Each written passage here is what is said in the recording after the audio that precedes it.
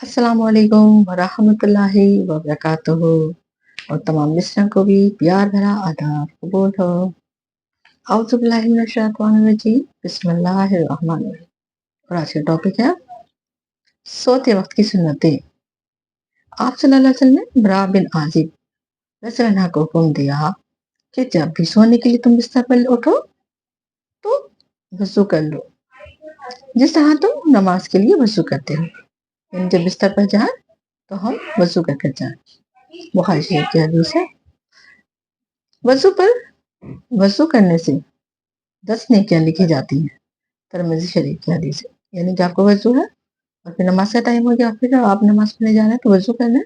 वज़ू पर वज़ू यानी कि 10 नेकियां लिखी जाती हैं। लेकिन एक वज़ू से भी कई नमाजें पढ़ना भी आप सल्लल्लाहु अलैहि वसल्लम से साबित है।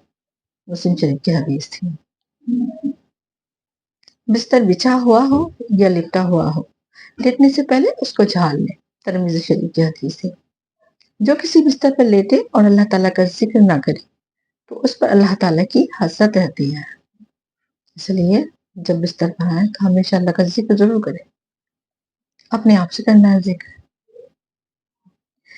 आप सल्लल्लाहु अलैहि वसल्लम हर रात जब बिस्तर पर लेटे तो दोनों हाथों को दुआ मांगे की तरह मिलाकर कुल हुवल्लाहु अहद, कुल औज़ु बिरब्बिल फलक और कुल औज़ु बिरब्बिन नास पूरी सूरतें पढ़कर हाथों पर दम कर पहले सर पर, फिर बदन के अगले हिस्से पर, फिर बदन के बाकी हिस्से पर जहां जहां हाथ जा सकता फेर लिया करते थे।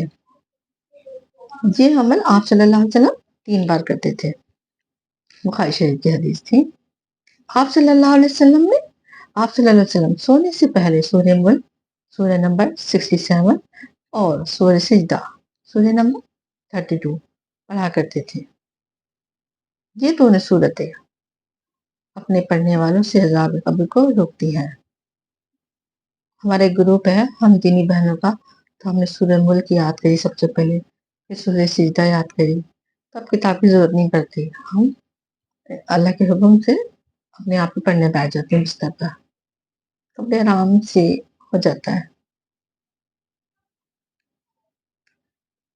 सूरह बकरा की आखिरी 2 आयत सुनने से पहले पढ़ने वाले को अल्लाह ताला तमाम आफतों से महफूज रखते हैं। बुखारी शरीफ की हदीस थी। जिस घर में 3 रातों तक ये आयत पढ़ी जाए तो शैतान उस घर के करीब भी नहीं गुजर सकता। बुखारी शरीफ की हदीस थी। तिरमिज़ी शरीफ की हदीस है। आप सल्लल्लाहु अलैहि वसल्लम सोते वक्त अपना दायां हाथ अपने दाएं रुखसार के नीचे रखकर किबले की तरफ मुंह करके दाएं कमर पर सोते और ये दुआ 3 बार पढ़ते थे। जब हम सोए तो इस तरह सीधा हाथ जो है ना हमारा, ये हमारा गाल है, रुखसार इसके नीचे होना चाहिए, दूसरा वाला इसके हाथ के नीचे होना चाहिए और सीधे हाथ पे करवली का सोना चाहिए। अल्लाहुम्मा क़िनी अज़ाबका यौमा तवासुकु इबादका, तो ये दुआ है जो अल्लाह के नबी सल्लल्लाहु अलैहि वसल्लम पढ़ते थे। और तर्जुमा क्या है इसका?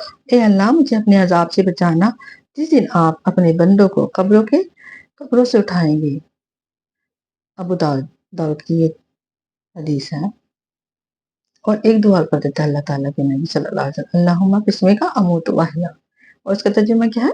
ए अल्लाह आपके नाम के साथ ही मैं मरता हूँ और सोता हूँ, यानी और जिंदा होता हूँ यानी कि जागता हूँ। तो अल्लाह को ही याद किया सोते हुए भी और जागते हुए। जब हम सोते हैं तो मर जाते हैं ना, तो अल्लाह ताला फिर रूह डाल देते हैं हमारे अंदर। तो अल्लाह के नाम के साथ ही सोना है, अल्लाह के नाम के साथ ही सुबह उठना है। तो ये तो आज का था, फिर हम कल और थोड़ी सी बात करेंगे इस पर। अस्सलाम वालेकुम व रहमतुल्लाहि व बरकातहू।